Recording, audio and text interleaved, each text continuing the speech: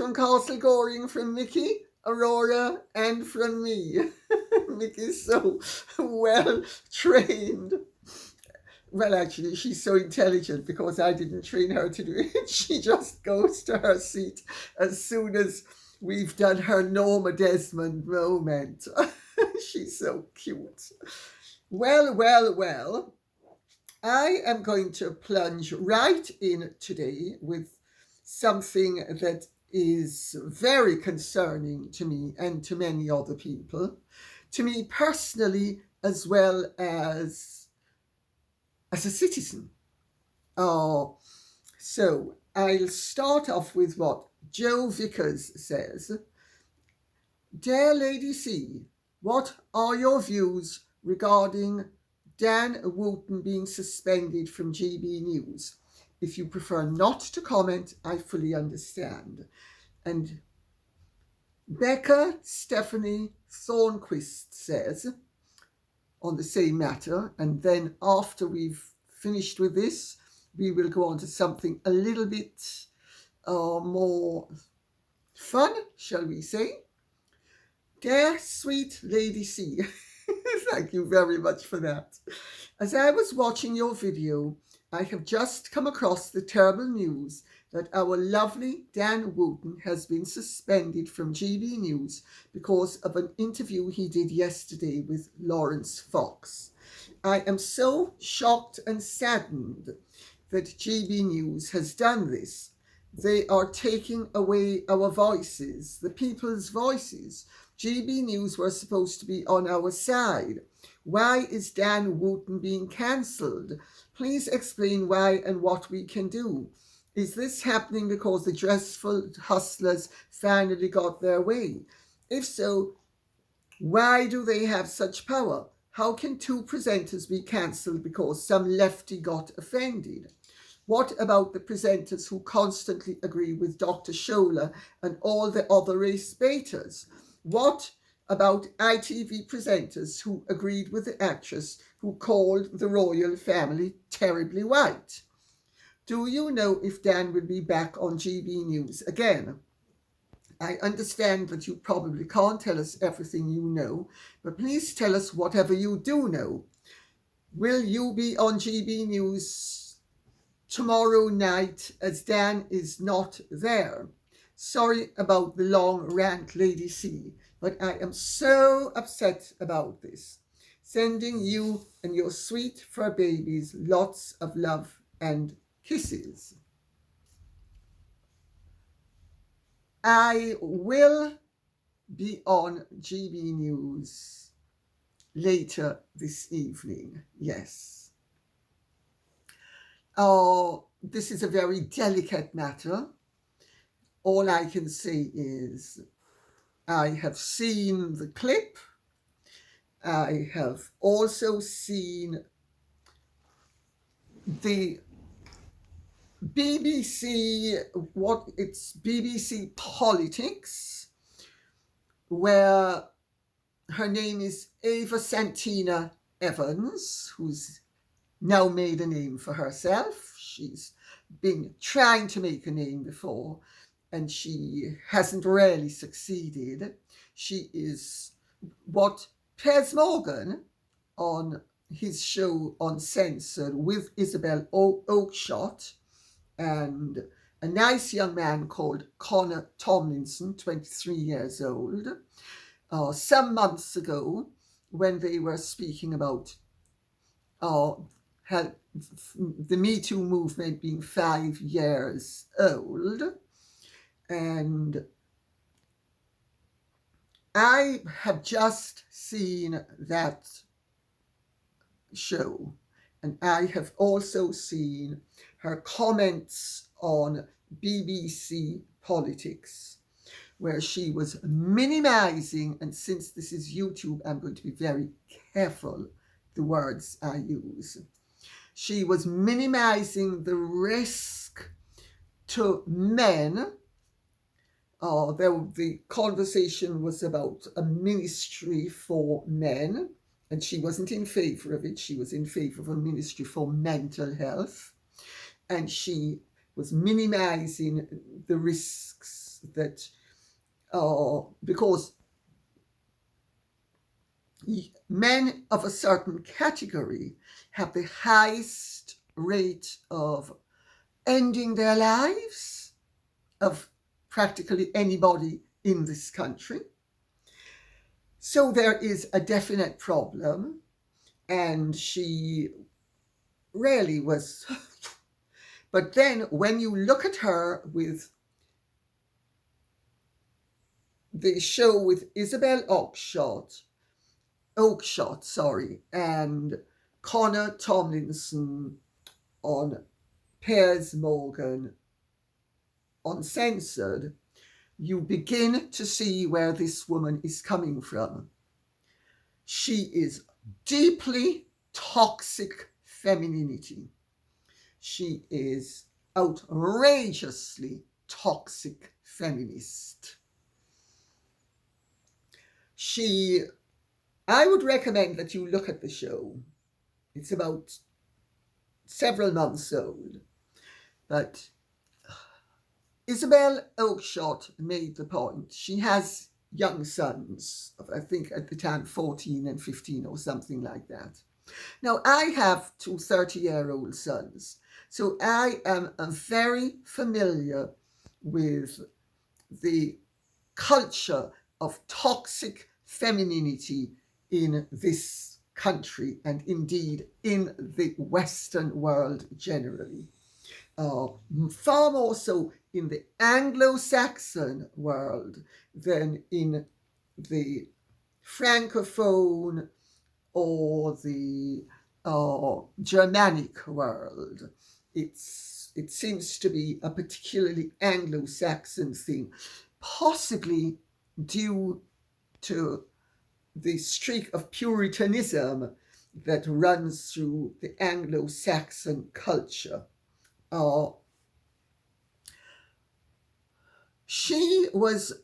Isabel Oakeshott was making the point that her sons are terrified of even approaching girls, and because of the way that a perfectly innocent approach can be misinterpreted and ruin their lives.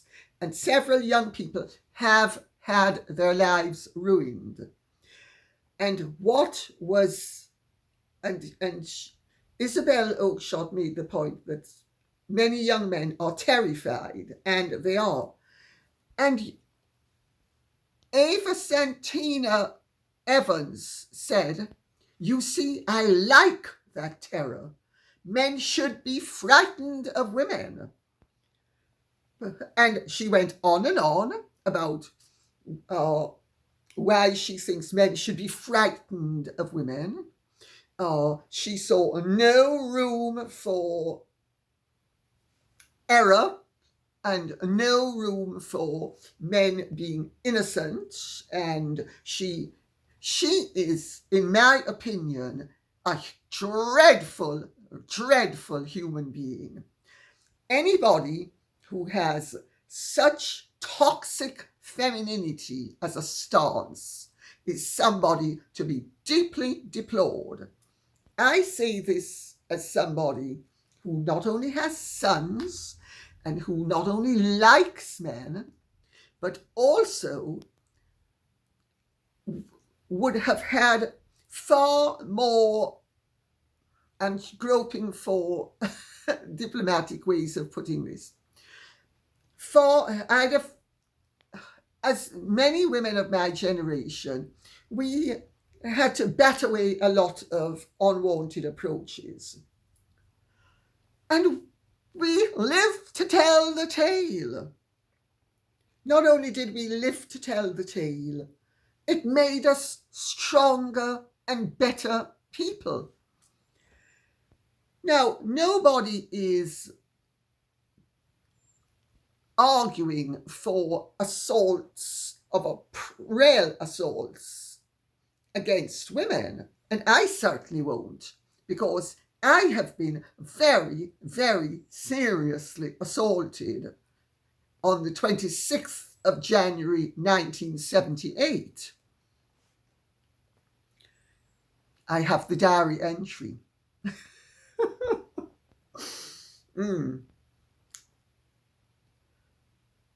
I'm sure she has had nothing of that nature happen to her. So where this toxic femininity comes from, I don't know. Anyway,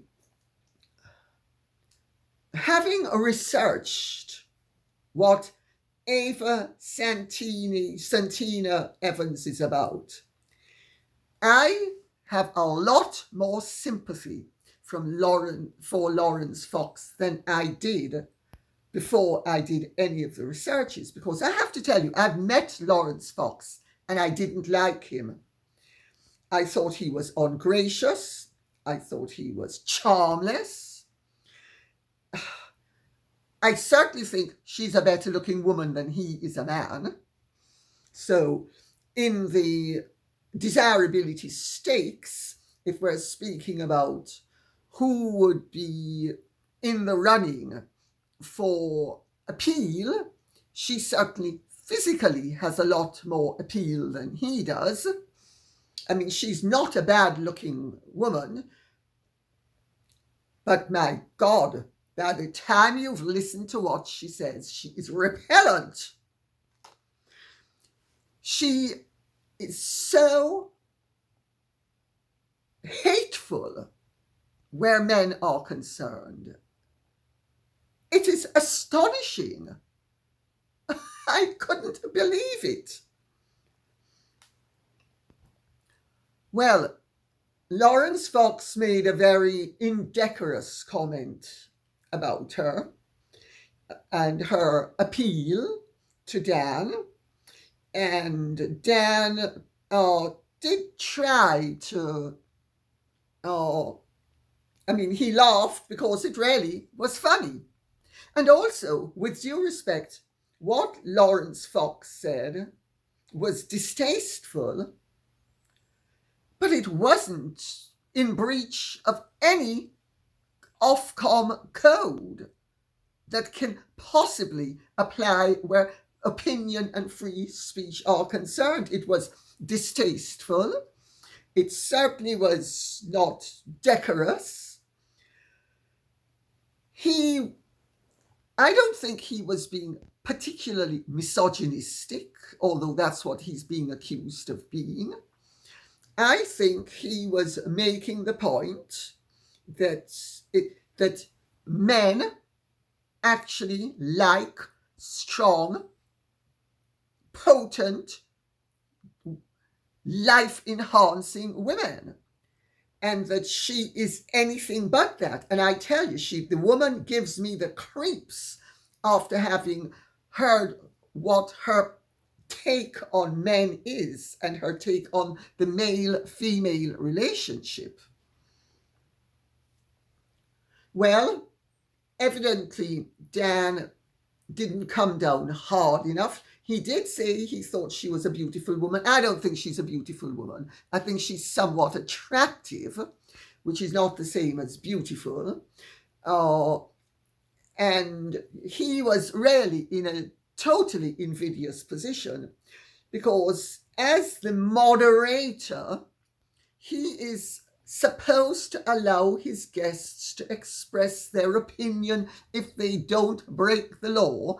And whatever Laurence Fox's offence was, and he was pretty indecorous, he certainly didn't break the law. It was over the watershed hour, and it was really a jock comment. But we are speaking about the male-female relationship. That's what they were speaking about. That's what she is constantly speaking about. I was just horrified, I have to tell you, by her comments on Piers Morgan Uncensored and the way she belittled the suffering that men endure at the hands of women who, for whatever reason, misinterpret their perfectly normal and innocent actions. Now, I am a patron of, and I won't say the word, it's side. it's SOS, and in the vernacular it would be when you choose to terminate yourself. So there's a word for it, begins with S. So I am a patron of silence of side. Sorry, this is YouTube. I have to be careful not to trigger anything indecorous. And I don't know what human being, whether man or woman, could possibly think it was acceptable to minimize the suffering that either sex endures as a result of the toxicity of the opposite sex. Men and women are supposed to be complementary. It's supposed to be good. The Ava Santina Evanses of this world, icks! The woman gives me the creeps. Now, hopefully, Dan will be back sooner rather than later. Fingers crossed. He really did nothing wrong. I think GB News is being very cautious, and they are right to be cautious, because GB News is one of the few outlets that has freedom of speech and freedom of expression and exchange of opinions. And Dan did try to dampen things down, but also, as the host, he has an obligation not to belittle his guests. And there was actually this indecorous, as the comment was, there was actually nothing that really breached any broadcasting rule, if you look at what the broadcasting rules are about. So I hope he'll be back sooner rather than later. And quite frankly, I don't like Laurence Fox.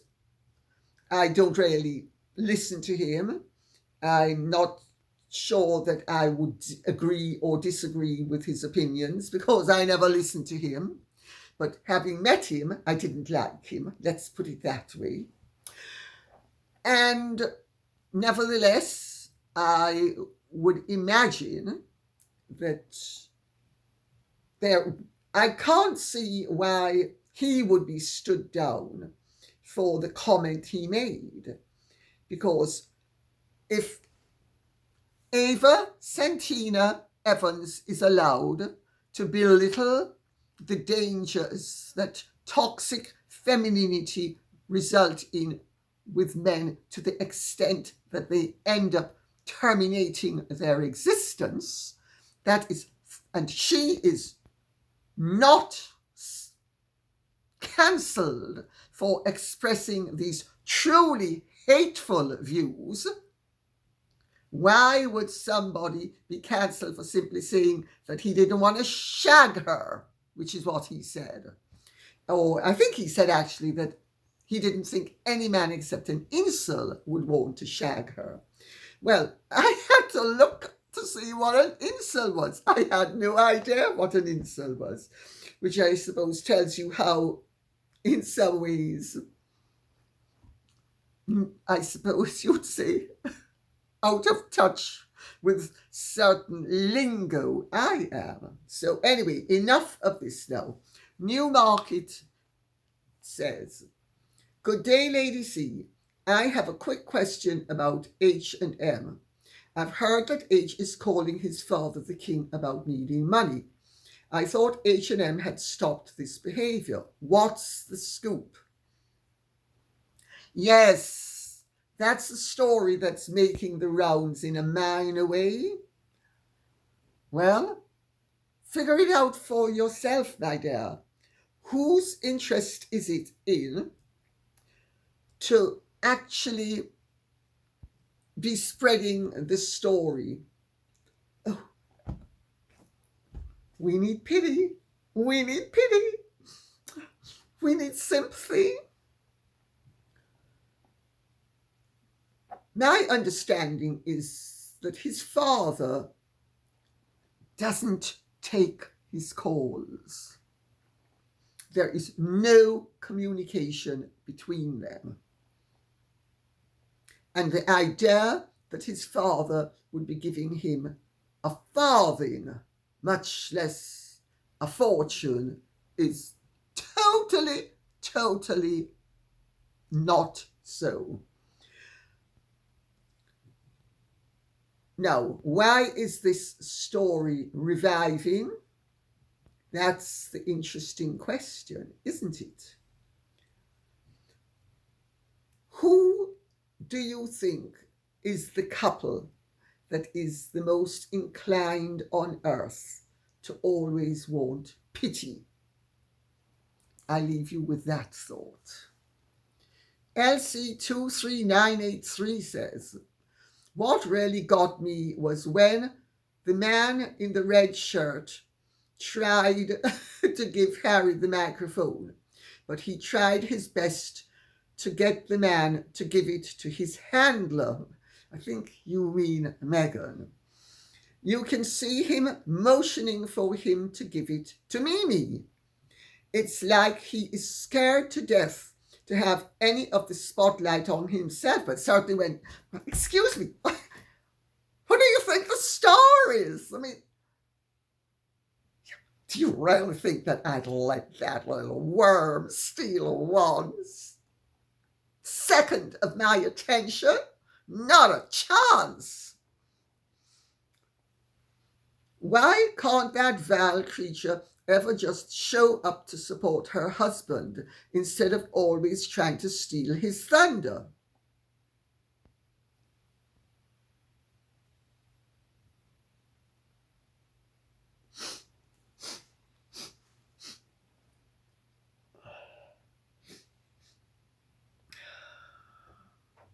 Well, I don't know if I should be sending Aurora and Mickey to the kitchen,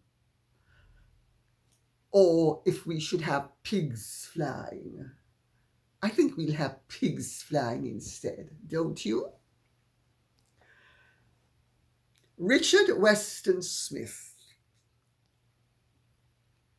and his wife Kirsten Cavendish Weston Smith are the couple you're speaking about. He was the person behind the table, and he was handing the mic to Harry.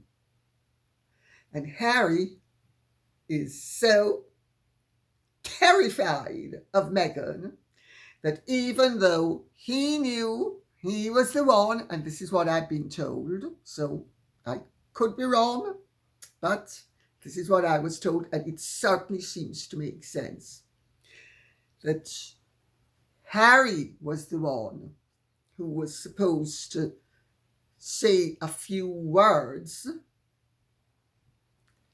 and that's why the microphone was being handed to him. But, well, I've got news for you. If you ever dare talk and let me just stand there, I can tell you something. Your life's gonna be a misery.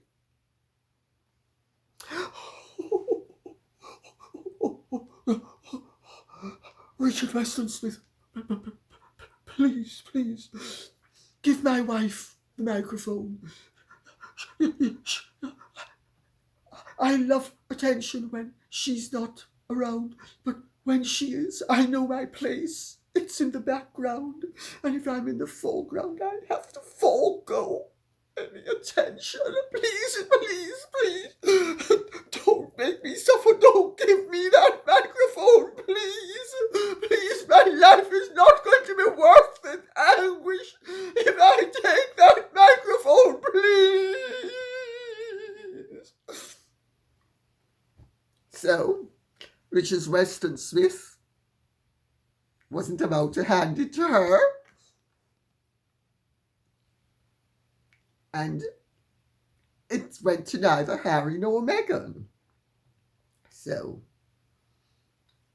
he's not scared of the spotlight. My understanding from people who know them very well is he is terrified of her. Absolutely terrified. Well, I suppose that's what you call a loving relationship. Dominatrix and submissive. Well, you know, we feminists know that we've got him in the driving seat.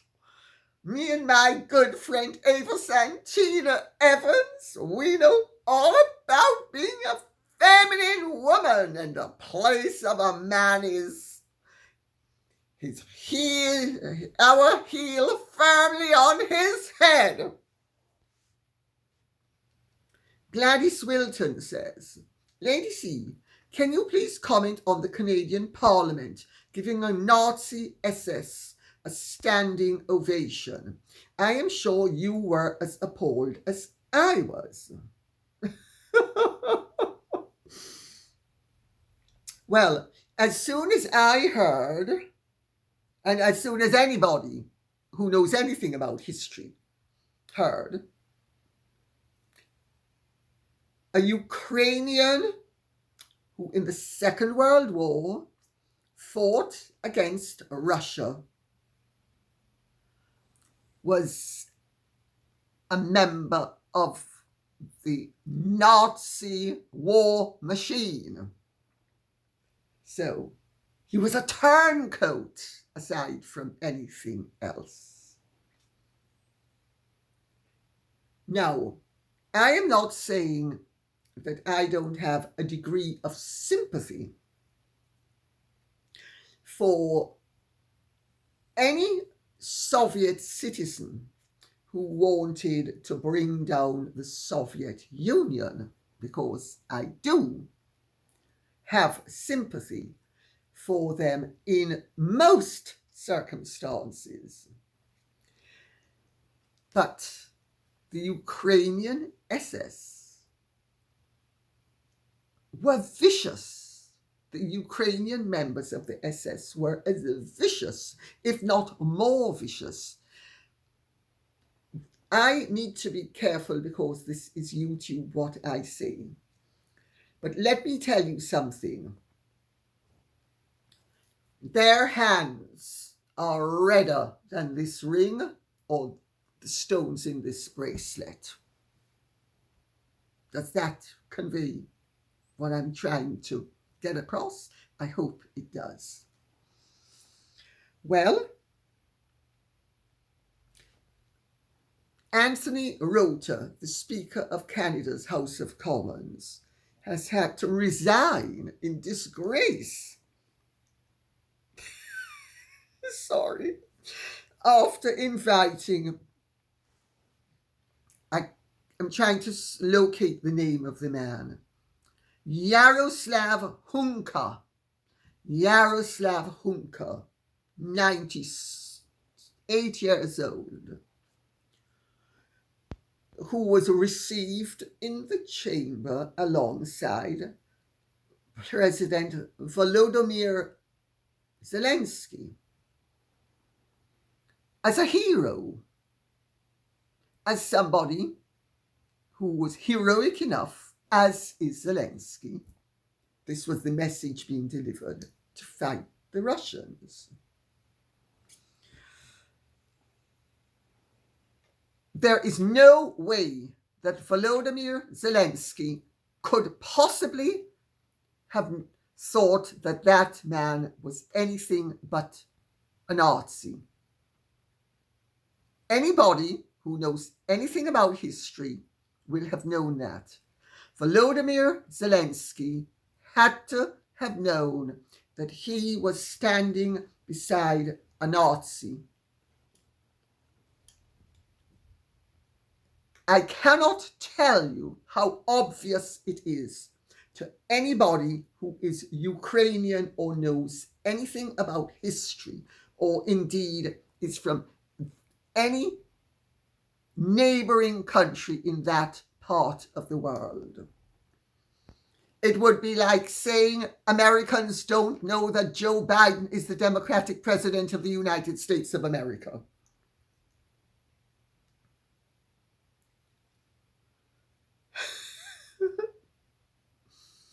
I don't know what to say beyond the fact that how they actually thought they could get away with it is beyond me.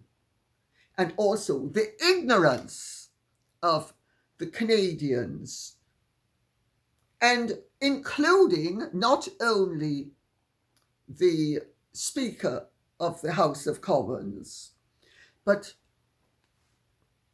Prime Minister Justin Trudeau. He didn't know?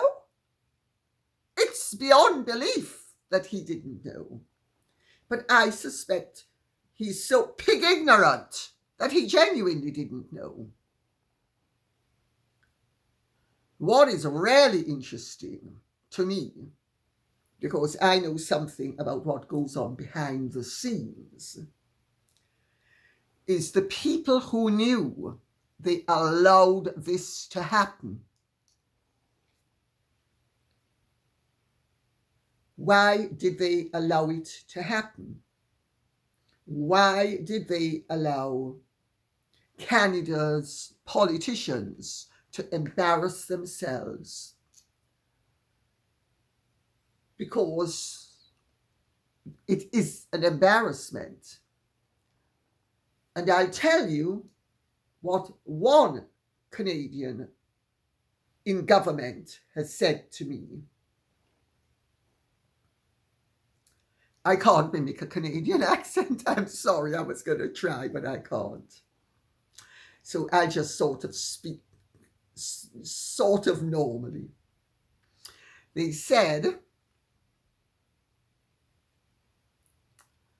one Nazi standing beside the other is the view of certain people in Canada. And they allowed it to proceed on that basis, because not everyone is in favor of the continuation of the war in Ukraine. And there are many people on both sides of the fence who would like to see the war brought to a speedy end before more Ukrainians suffer and the world ends up with a bigger problem than it already has. And the consequences, which have been disastrous already, not only for the unfortunate Ukrainian people, but remember last winter? The Germans froze. Winter is coming up again. I don't want to say more than that because I don't particularly wish to be dragged in to this debate at this point. But I think you get the message. Kim Lasue says, in explanation of the First Amendment, Thomas Payne roundly agreed with Voltaire. He further pointed out that speech that chafes is the most important speech to defend. Absolutely right. Now, to those of you who don't know who Thomas Paine is, Google him. To those of you who don't know who Voltaire is, Google him. I'm sure most of you already know who both Thomas Paine and Voltaire are. It is absolutely fundamental in a society that is going to progress that there be differing, opposing, conflicting views that are sorted out in a civilized manner. If everybody's in agreement, there's not progress. Society is not a choir. Everybody doesn't have to sing in tune. In fact, in a healthy society, people don't sing in tune. People need to be challenged. People need to have their discomfort level raised. There shouldn't be safe spaces where your opinions are mirrored back at you and any challenge is regarded as anathema. No, that is oppression. That's not civilization. That is not growth. That leaves no room for growth. That only leaves room for oppression. However, in the Western world, we are heading in the direction that the Soviet Union perfected so well, as did Nazi Germany, and every other totalitarian state and dictatorship has throughout the millennia. There's nothing unique about this. Orthodoxy of viewpoint and anything else is crushed.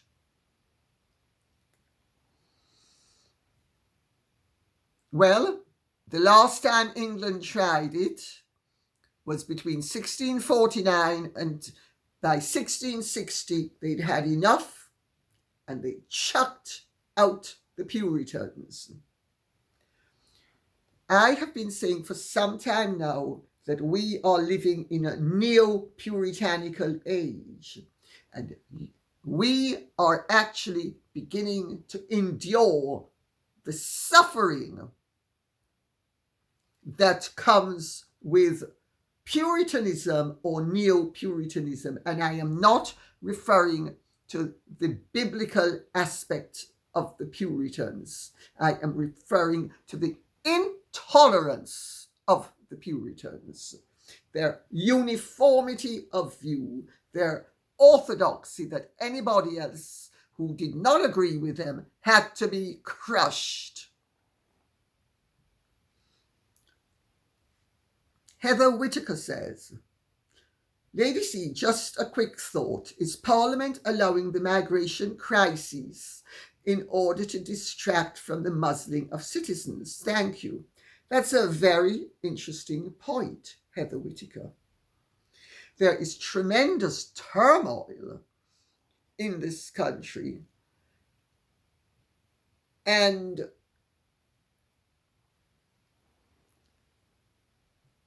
the people who are encouraging the migration crisis are those who, according to Suella Braverman, there is a possibility of 780 million people qualifying for refuge in this country. Well, there are certain political elements in this country that require the turmoil, the dissatisfaction, the do-gooding, the deprivation of rights of its citizens as they are marginalized and flooded out by unlawful migrants. The other day I was reading in the newspapers where one of the immigration lawyers said that I think it's either 88 or 98%, I forget which, I'm not very good on math, of migrants are not genuine refugees. They're illegal migrants. And it's costing us millions of pounds per diem. It costs more per diem to house migrants than the English National Opera annual subsidy is. And they wanted to cut the subsidy. Where is this money coming from? I'll tell you where it's coming from. Hardworking people like you and me. But you see, the politicians cynically feel those who are not in it for the morality of it all. Oh, look how wonderful I am. I'm going to destroy my country by inviting in all sorts of people who are illegal immigrants. And I'm noble as a result of it. And the consequences are disastrous. And it breeds dissatisfaction, but they think it's going to assure them of votes when these people are incorporated into the society. It's insanity.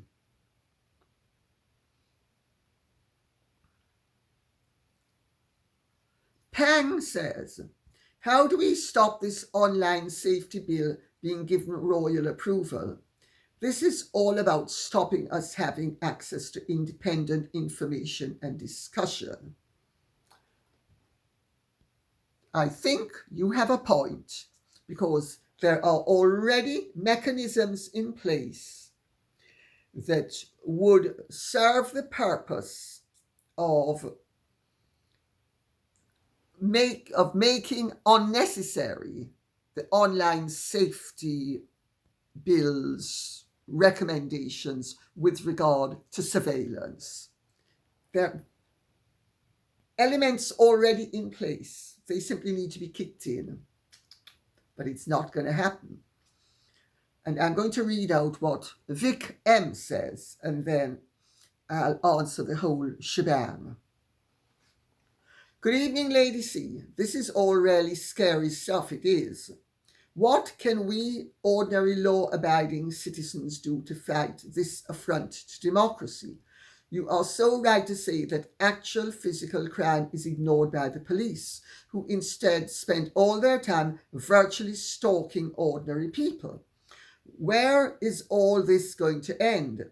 Anyone who defends the sickening Sussexes needs to examine their own moral compasses. As always, Lady C, I am full of admiration for you speaking out about our impending loss of civil liberties. Caroline Danage is not fit to be an MP. She is a massive overreacher who is in breach of several elements of the Human Rights Act alone. Not to mention the ordinary everyday rights that decent people accord to each other. But, you know, look at it like this.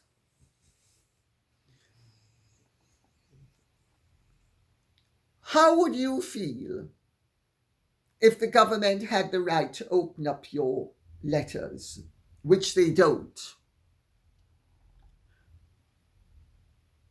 if they have the right to open up your virtual communication, it is the same violation as opening up your post, your letters done via the post. This is simply a new means of communication. We can all accept and understand that no government should ever be given the right to open up people's post. Of course, they all do it, so don't kid yourself in thinking that they don't. If you're being monitored, they do it. I know as a fact, as does Andrew Morton, that our phones were tapped during the Diana business. That's surveillance. Opening up your post. Maybe they steam open things nowadays. But people, by and large, don't communicate by post anymore. So do you see the parallel there? What the government has, and all political parties in this instance, because they're the ones who pass the law. It couldn't have been passed without complicity on all sides. You know, when they say that this is about protecting children, it's not. And I'm going to read out something that Jules said, because Jules has said it perfectly, and I think when somebody writes in something to me that says it perfectly, I should honor their communication and read it out.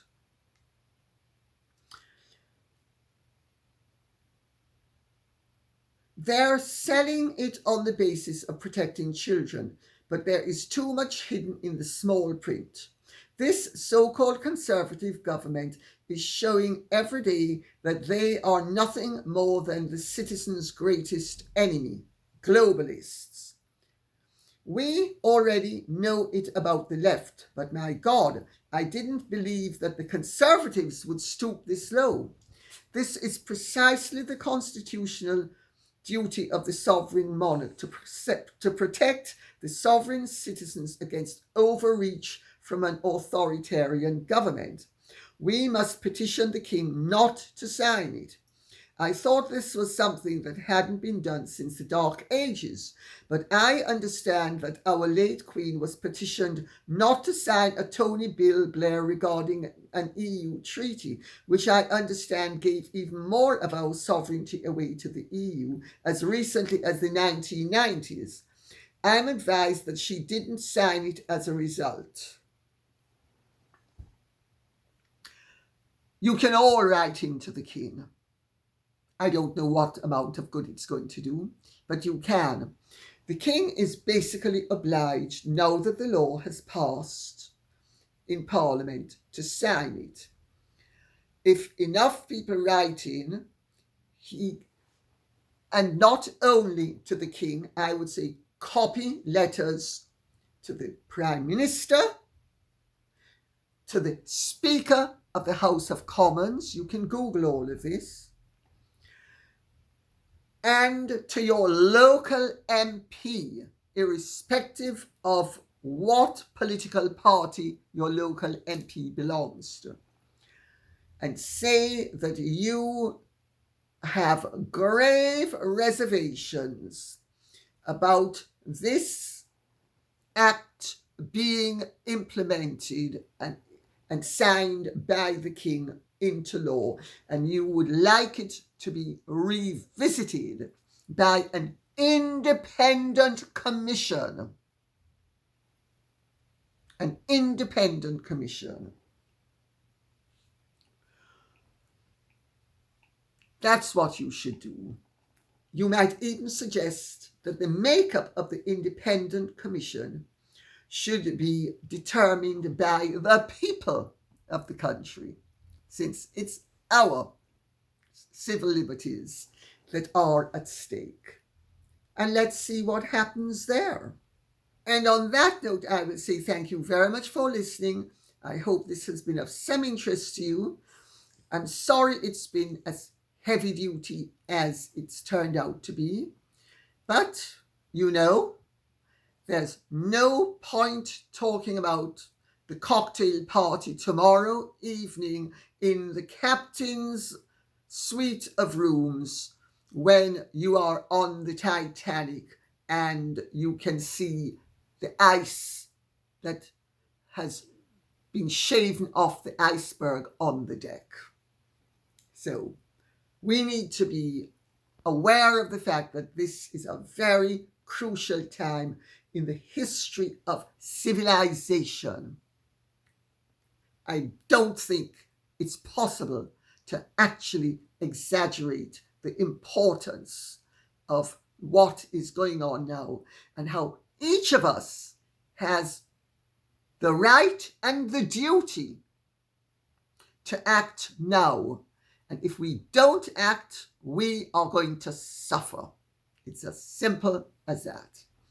Thank you very much for listening. I hope you have enjoyed this.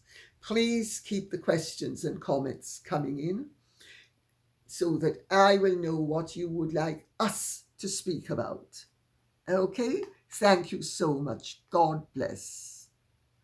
And if you have truly enjoyed this, please like, share, subscribe, press the notification bell, and God speed.